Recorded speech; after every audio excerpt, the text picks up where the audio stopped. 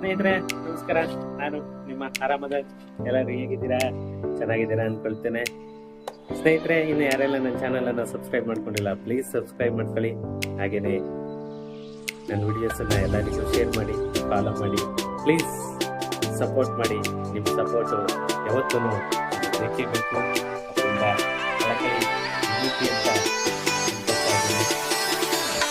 ಮತ್ತೆ ಇವತ್ತು ಒಂದು ಮುಖ್ಯವಾದ ಟಾಪಿಕ್ ಬಗ್ಗೆ ಮಾತಾಡೋಣ ಅಂತ.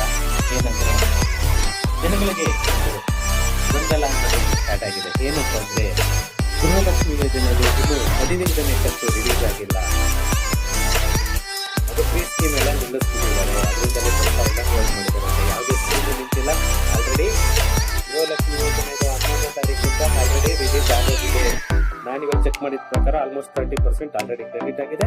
17ನೇ ತಾರೀಕು ಒಳಗಡೆ ಎಲ್ಲರಿಗೂ ಸಿಗುತ್ತೆ. ಓಕೆ.